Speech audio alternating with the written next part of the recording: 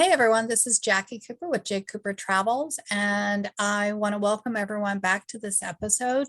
I have a very interesting guest on today, and before I introduce him and what he does, I want to, for those that might be new to the talk show, just explain a little bit more about how JCooperTravels got started and a little bit about my background. So I have a variety of things that I do. One of the areas that I decided to become certified in is as a travel consultant because I love traveling around the world. And so JCooperTravels talk show started with the intent that it was going to be where should we visit and where should we travel to? But then COVID happened. So I decided, because I was meeting so many interesting people and hearing their stories, that really we travel in life in many ways, not just geographically, but we travel in our profession, with our family, in so many ways. So J. Cooper Travel really is about stories, people stories, and how we can enjoy a better quality of life as we go. And with that, I have a guest on that I've met through Alignable and other social media, and Barry is here. Welcome, Barry. How are you doing today? Thank you. Fantastic, Jacqui. So Barry, why don't you go ahead and introduce your business, and then we're going to kind of get into the nitty-gritty of how you got there and what your own story is, because I know it's inspiring and will be a great guide to a lot of other people. So what is the name of your business? Okay, so the name of the business is Adlab Media Communications LLC. All right. However, my focus has shifted over the last couple of years. And currently, what I do is I work with entrepreneurs and professionals to help them become thought leaders in their industries. And how do we do that? We do that through publishing. So I help people create and promote their intellectual property. So whether it's the book, the ebook, the audiobook, the podcast, the article, the blog post, and then create and get publicity around that. So how would someone, I know we're going to mention your contact information more than once in the show. So for those that might not have a paper and pen, don't worry, you can come back to this episode and you can write down Barry's contact information. But for those that do have the ability to write it down, how would they reach out to you? Okay, so the best email to use would be publicist740@gmail.com. And the website they should look at is publishingmentors.com. Awesome. So why is it important for entrepreneurs to think about the publishing side? I know when I first started, I wasn't even thinking that side of marketing or communicating with potential clients. Why do you think that's it's really important? Well, Jacqui, I do a webinar called Publish or Perish is the New Business Mantra. And if you think about it, in academia, that was always the case. Professors would not get retained or promoted or tenured if they didn't publish, but it's fast becoming the standard in business as well. Think about all the business leaders, love them or hate them, Donald Trump, the late, chairman of GE, Jack Welch, right? Robert Kiyosaki, the rich dad, poor dad guy, Guy Kawasaki, the marketing guy, they're all published authors, but it's not restricted only to the famous, right? The truth is it'll make you famous. And that's why we say this, right? The objective here is to raise your profile and credibility by setting yourself up as the expert. There's still a great cachet to being published, right? But again, the very definition of publishing has changed. So think of it this way. It doesn't necessarily have to be a book. Again, it could be a book, an ebook, an audiobook, a podcast, a blog post, an article. But the trick is to get yourself out there. Why? Why is this so important? And how does this establish credibility? Well, think about it. Today, people are, of course, constantly searching online. You want to become more searchable. Well, there's more than one way to skin a cat, so to speak. Think of it like this. It's not about your website, okay? It's about how much content there is about you and how many places around the web. So if I'm searching and I don't know your name yet, and I don't know your company name yet, and I don't know your website address, your URL, how do I find you? I'm searching for your subject area. You want to be sure that if I search your subject area, you pop up. Well, how do you make that happen? You make that happen by having more content about you in more places around the web. So you want to be the guest on everybody else's podcast, like I am right now on Jacqui's podcast. You want to be the guest blogger. You want to be the guest columnist in a magazine. And we practice what we preach. I've written and published several books. I've been a columnist for a couple of trade magazines and business publications. Right. And obviously been a podcast and a blog post guest as well. So I know that when I got started, it seemed overwhelming in terms of the places to go and the amount of social media. And I had to create a system so I could figure out, okay, there's Facebook, there's LinkedIn, there's Alignable, there's Twitter, there's Instagram, now there's Discord, now there's, Twitch, there's so many different things. So how does an entrepreneur who's thinking about doing some sort of publishing decide what's best? And is that how you help them? Do you kind of figure out, because of the topic, that this is the areas that they need to be kind of putting themselves out there? Right. Great question, because, it's exactly what you hit on. Everything starts with your audience, right? You have to define and refine your audience. And when you can really, really laser focus on who your audience is, then it becomes self-evident where that audience will be found. And again, it's not only social media, right? Old media has not completely gone away. Traditional media, we're in the age of integrated marketing. And, the reality is that there's still millions of people watching television, listening to radio. And even if they're only reading a magazine in the doctor's office waiting room, they're still reading it. Plus, every single publication has a digital edition. So, be mindful of the fact that what you want is that omnipresence, and you want that multi-channel marketing, because again, repurpose your content into more platforms, more channels, but making sure that in fact they speak to the right audience. So again, mention your contact information so people can reach out to you. Sure. Okay. Way? Again, so they should look at the website publishingmentors.com, and they can use the direct email of publicist740@gmail.com. Now, do you help entrepreneurs anywhere, or are you only focusing on a certain niche? Who are the clients that you're able to help? Okay. So right now we are working with anybody from entrepreneurs to attorneys, accountants, educators, coaches, speakers, trainers, even occasionally medical professionals, doctors, dentists. So really anybody that is looking to raise their profile and credibility in the business world, we can help. And geographically, it really doesn't matter. I mean, I have, clients right now from California to New Hampshire. So I didn't ask you, how did you get started? Great question. So I started my career over 40 years ago. Yes, I'm that old. In radio advertising. I mean, you're just 45. Yeah, right. Very good. I started off selling what we like to affectionately call dollar a holler, small town suburban radio advertising. And in doing that, I was in a small station, so I learned copywriting and I learned audio production as well, and got a chance to test my chops and do voiceover work as well. So I moved on from there and went on to, larger stations, worked in suburban radio, worked in major metropolitan radio in New York, managed a small station briefly in Virginia. And then I kind of transitioned over into the ad agency side. One of my old radio buddies asked me to join him. And about 23 years ago, we started AdLab. We started off as an audio production house, and then we added video, and then we added media buying, and then we added focus groups, and then we added PR. And along the way, I became an author. All right. And I succeeded in getting a couple of business books published and promoted the heck out of them, because that's what I do for a living. The next thing you know, people started coming to me saying, hey, can you help me with my book project? And gradually, that area seemed to be the greatest demand for us. So I became, I began to spend more and more time on that. And my friend of 40 years and business partner of 20 years, unfortunately, passed away 2 years ago.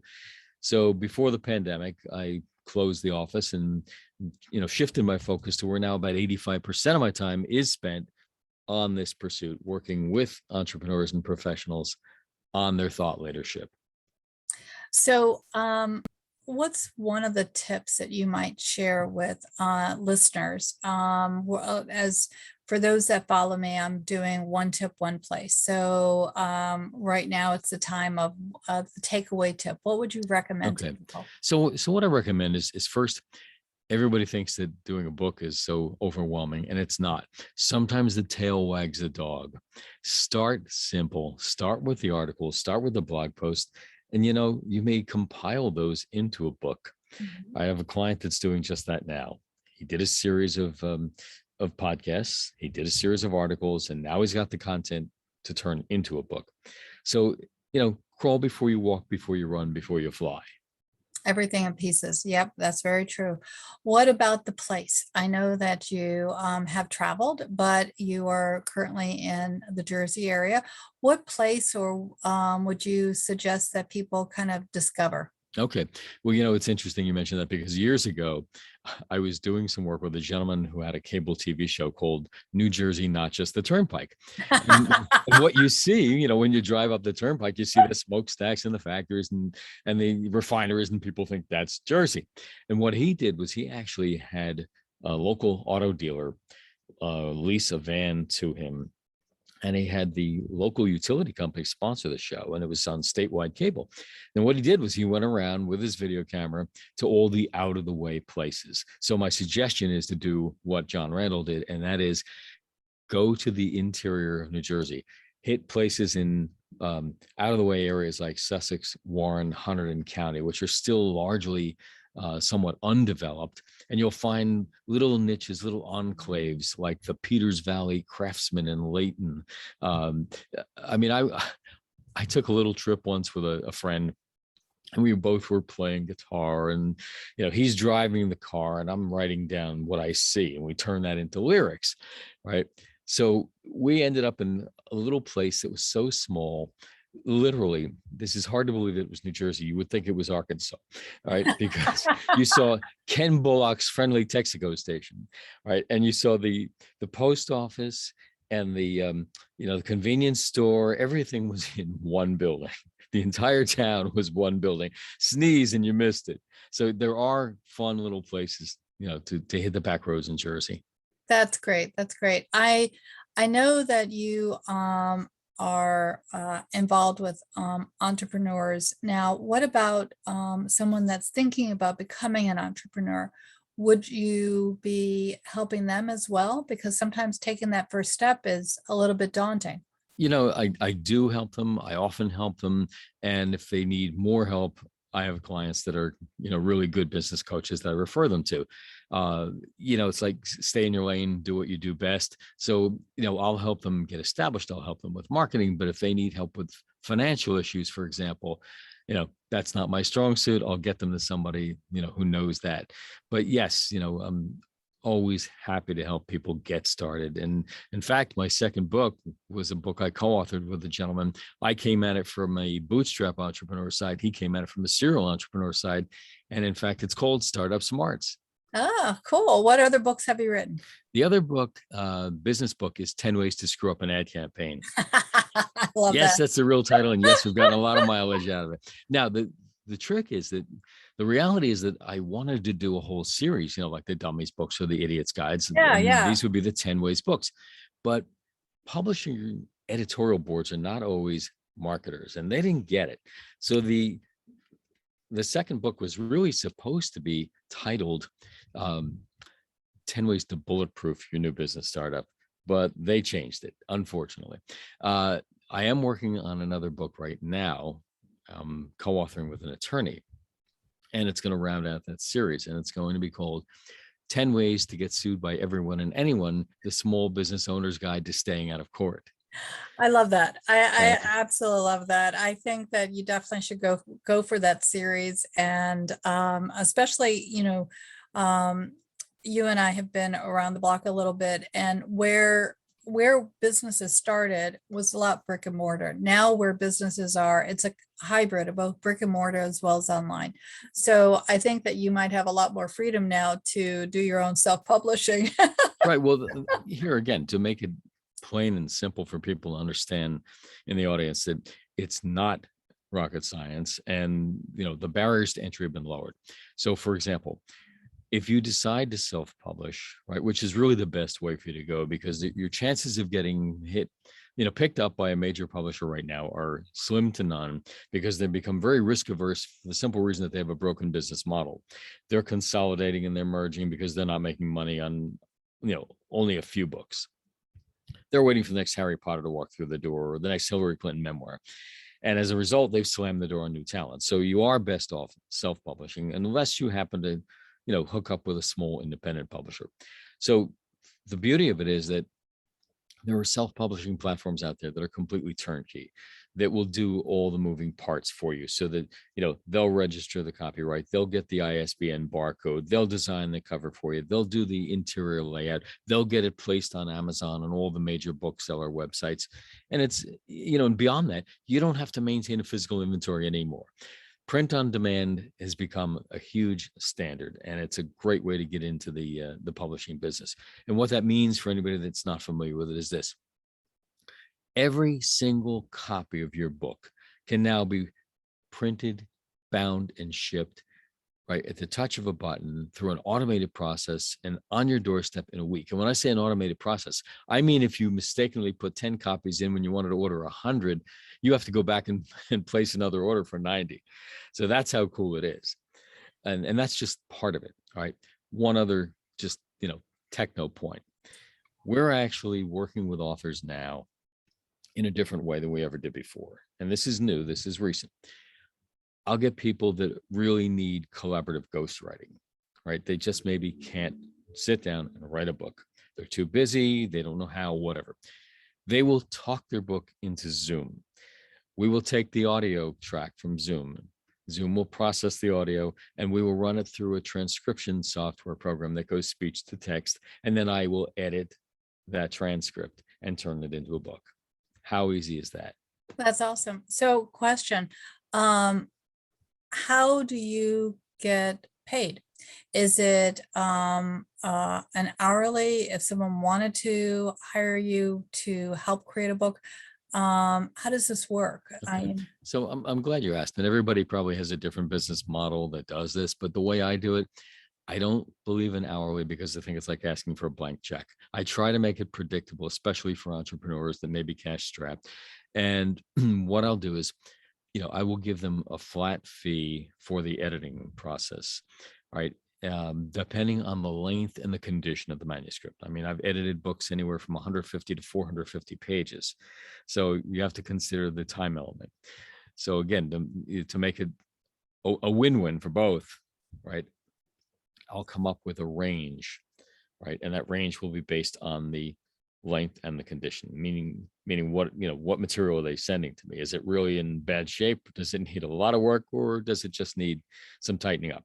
Now, again, the editing process for me is usually more than just mechanical and grammatical editing, right? I'm going in there and I'm doing developmental editing. I'm helping them by giving them a punch list and feedback, and as acting as a writing coach and telling them, look, you need to corroborate this, you need to cite a source for that, you need to amplify this point a little more, you need to explain this, define this, etc. And all that then is a back and forth. So again, the editing phase, it's a flat fee. Now, there are people that simply can't do that. All they can come up with is an idea or maybe a rough outline, and they need more hand holding. In a case like that, we'll do a monthly retainer. Okay. And we'll come up again with a fixed amount that both of us can live with. And when it comes to the, once the book is done, we'll explain to them what their various publishing options are. They'll choose which one works for them, right? And we'll let them know, of course, what fees were involved in that. And that's usually a pass along, right, to the vendor, right, where we're not taking any markup on it. Once the book is done, again, it's at their option. We do everything on an a la carte basis. If they choose to, we will promote and publicize the book. And that's usually done on a monthly retainer basis, usually with a 6-month commitment initially, and then evaluate from there if you need more. All right. And that involves doing everything from, drafting the press releases to coming up with a media list, again, collaboratively, for the best targets. And then aggressive follow-up with the media outlets to make sure that there is interest and that they're going to do something with it. And, we basically believe in, 6 times. If they say no after 6 times, okay, it's a no. But it usually takes 6 times to get an answer. All right. And then of course, if possible, we'll try to, maybe hook them up with a speaking engagement as well. But again, we're trying to get reviews, interviews, again, guest columns, guest blog posts, articles. In many cases, we're able to actually take with nonfiction books an excerpt from the book and turn it into an article and get it placed in media, usually a digital edition of a magazine. I can definitely appreciate what you're doing because in one of my past lives, in volunteering with a charity, I was doing a lot of media work, and I can definitely appreciate the amount of time that it takes to contact different outlets, to write the press releases, to do the follow-up that you're talking about, and the number of times that you sometimes have to reach out to someone in order to get an answer or to get a yes or no, like you said. So all of this is definitely valuable, especially, when you're an entrepreneur, your primary focus is your business. However, having someone like yourself on their team means that they can get more customers, they can get more exposures. And so it's definitely valuable from, that perspective. And so for everyone who's listening, who might not be thinking that this should be a budget item, as you're growing, you need to have a network of people that are going to support you. So I definitely think that what you're doing, Barry, is extremely valuable and needed now, because there's just so much on the table right now for every business person. Right. We've helped about 24 people do this, and we have more of them in progress. So we're always looking and always happy to help people that are looking to do this, and basically give them the guidance they need. Yep. I know I'm going to be talking in a quick second about one other thing, but any last minute thoughts before we wrap up? And I know we're going to be having continuing conversations because there are many of your clients who are always invited to be on the show, and as you as well. But any last minute thoughts that you'd like to share with the listeners? Last minute thoughts. Don't go for the imposter syndrome. You can do this. Whether you do it alone or whether you do it with help, you can definitely do this. I mean, I've worked with people that never thought they could do it, never even thought about doing it. And once we had the conversation, and just gave them that little nudge, you'd be amazed how they just taken off. So don't be afraid. Jump in. Yeah, no, for sure. I mean, every good idea, starts with the idea and then you put action behind it. So again, like you said, things can get scary, but especially if you have coaches or someone on your team, like you said yourself, then you're able to guide them through some of the unknowns that they might not be thinking about. Connected with something that you said earlier with your book, dealing with, getting sued or not getting sued. I just want to mention to everyone who's listening, because of my law background, one of the companies that I became associated with, because I'm only licensed in one state, which is DC, but I definitely believe that having just like a doctor or a dentist on your staff, you also should have an affordable attorney to be a team member. I'm involved with Legal Shield, so I will put in the link below that so you can check it out. But again, with Legal Shield, you can get a will. If you have a will, you can get it updated. It's a flat monthly rate that's less than $1 a day, basically. And you have unlimited access to quality law firms licensed in your state. And they can do contract review. They can help you with traffic tickets. They can help you if you're a small business. So it definitely is something that check out. You can have more than one attorney. You can have a specialized attorney that might be helping you with something that is really nitty gritty to you, but you can also have a general attorney that you can call on to ask simple questions that are not going to charge you an hourly rate. And when you are in business especially, I think that it would make better sense to have the flat rate through Legal Shield and then allocate those funds towards someone like Barry who can promote you. So again, if you have a limited budget, you want to think about, okay, how am I spending those dollars and still operating a business in an intelligent way. So with that, Barry, I really appreciate your being on. I really value what you're doing. I know I'll be thinking about how I can use you as well. Thank you so much for being on today. Thank you for the opportunity, and I hope to help some of your listeners. Yeah, for sure. Talk to you soon. You bet.